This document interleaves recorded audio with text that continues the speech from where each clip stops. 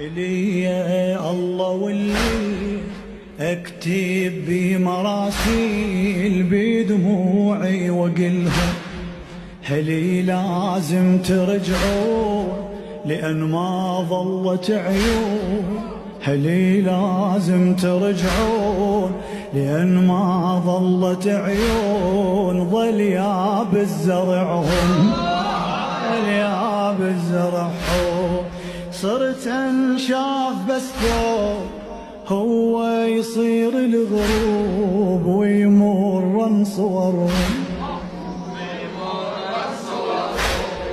إذا مو مالت أحباب توجيع دقة الباب.